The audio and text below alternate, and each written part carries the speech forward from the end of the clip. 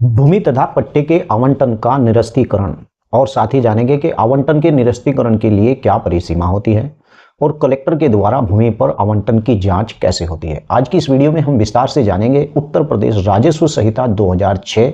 जिसके अंदर इसी प्रकार के नियमों का प्रावधान है। बहुत से लोगों को इस बात की जानकारी नहीं होती है कि उन्हें भूमि का पट्टा आवंटन हुआ है, लेकिन उस पट्टे को आवंटन होने के बाद वो कैसे निरस्त हुआ या निरस्त होने के लिए क्या कार्रवाई होती है या आवंटन को निरस्तीकरण की क्या परिसीमा होती है। बहुत से लोगों का सवाल होता है कि अकरम भाई, हमारा एक पट्टा था और पट्टे काफी समय हमें वो पट्टा मिला था हमारे बाप दादाओं को, लेकिन अब वो पट्टे पर हमारा नाम नहीं आ रहा है। तो चलिए आज की इस वीडियो में विस्तार से जानेंगे कि आखिर इस प्रकार के जो पट्टे होते हैं उनका निरस्तीकरण क्या होता है और ताज़ा अपडेट से हम ये जानेंगे, ताज़ा नियम से हम इस बात को जानेंगे। तो चलिए वीडियो को शुरू करते हैं, लेकिन उससे पहले आपसे गुजारिश है, अगर आप भी मेरी वीडियो पर पहली बार आए हैं तो चैनल को सब्सक्राइब कर ले और इसी प्रकार से भूमि से संबंधित और अन्य जानकारियों से संबंधित मैंने इस YouTube चैनल पर बहुत सी वीडियो डाल रखी हैं। आप अगर देखते हैं वीडियो को तो लाइक जरूर करें और मैं आपसे गुजारिश करता हूं कि अगर आपका कोई इस प्रकार का कोई सवाल है तो वीडियो के नीचे लिखें, मुझे कॉल ना करें। तो चलिए विस्तार से शुरू। भूमि तथा पट्टे के आवंटन का निरस्तीकरण कैसे होता है, तो चलिए मैं आपको बता देता। उत्तर प्रदेश राजस्व संहिता यानी इसकी धारा 128 और उसके प्रावधानों के अनुसार अगर जांच में ये समाधान हो जाता है कि किया गया आवंटन यानी संहिता के अंतर्विशिष्ट प्रावधानों और संहिता को के द्वारा जो निश्चित की गई अन्य अनियमितताओं से उस पट्टे को किया गया है, तो इस प्रकार के पट्टे को निरस्त करने का पूरा अधिकार कलेक्टर का होता है। अब कैसे होता है मैं आपको बता दूं।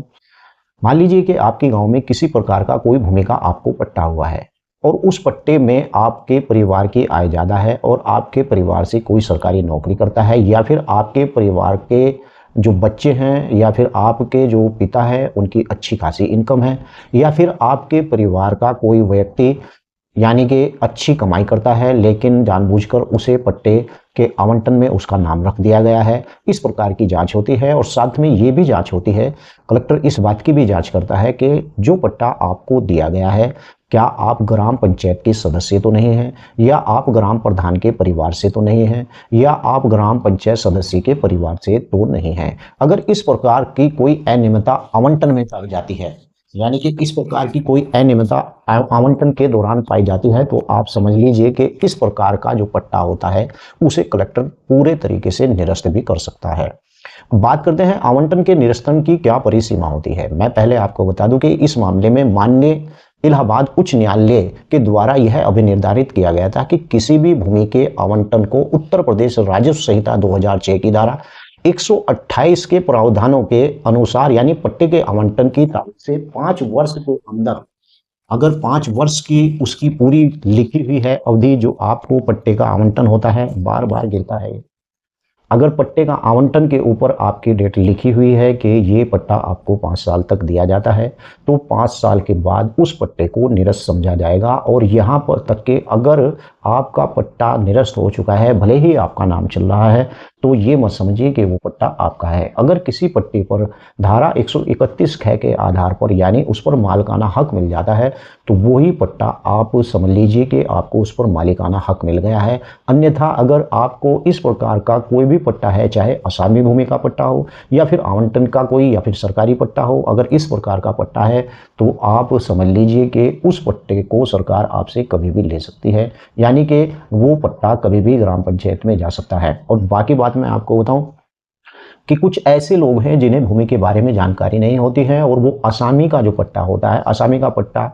जो है मालिकाना हक नहीं मिलता है, क्योंकि असामी का पट्टा आपको बताऊं कि ऐसी जगहों पर होता है जैसे कि दियरा कछार की भूमि हुई, जो नदी के तल की भूमि हुई, या चरागाह की भूमि हुई, या फिर इसी प्रकार की जो खेती करने योग्य होती है, ज़्यादा भूमि होती है, उस पर असामी का पट्टा होता है। श्रेणी 5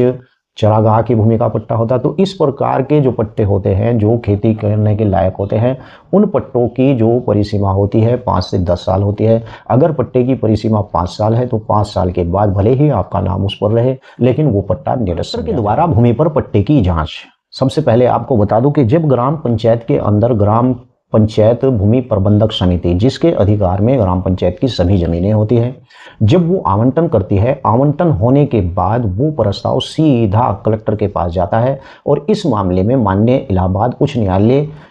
उच्च न्यायालय की जो लखनऊ पीठ के द्वारा अभी निर्धारित किया गया था कि उत्तर प्रदेश राजस्व संहिता 2006 की धारा 128 के प्रावधानों के अनुसार कलेक्टर को भूमि की किसी भी आवंटन की जांच करने का पूरा अधिकार यानी निहित करती है। मान लीजिए कि आपका भूमि का पट्टा अगर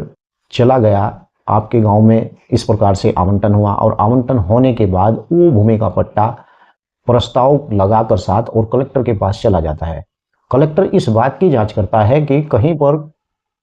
पट्टे आवंटन में किसी प्रकार की अनियमितता तो नहीं है, किसी प्रकार की धांधलीबाजी तो नहीं है, क्या किसी ग्राम प्रधान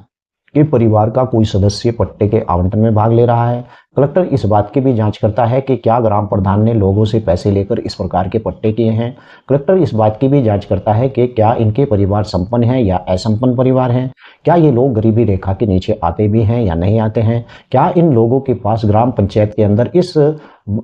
भूमि के अलावा जो पट्टे के आधार पर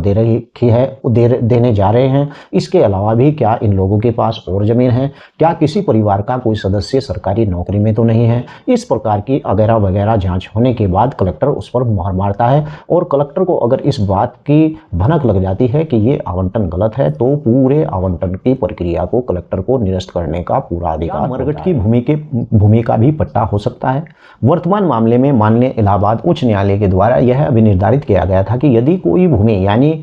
जो भूमि का प्रयोग मरघट के प्रयोजन के लिए किया जा रहा है, तब उस भूमि को किसी भी व्यक्ति को आवंटित नहीं किया जा सकता। अगर इस प्रकार की कोई मरघट की भूमि है या फिर आपके गांव के अंदर कोई खाद के गड्ढे की भूमि है या फिर आपके गांव के पास इस प्रकार की कोई तालाब की भूमि है या आपके गांव के पास कोई इस प्रकार की वन भूमि है, तो इस प्रकार की भूमि के पट्टे को आवासीय पट्टे के आधार पर नहीं किया जाएगा और यहाँ तक के मरघट की भूमि के पट्टे का भी इस प्रकार से आवंटन नहीं किया जा सकता है। वीडियो कैसी लगी है वीडियो के नीचे लिखकर जरूर बताएं। आपका कोई सवाल है तो वीडियो के नीचे जरूर लिखें। जय हिंद, जय भारत, खुदा हाफिज।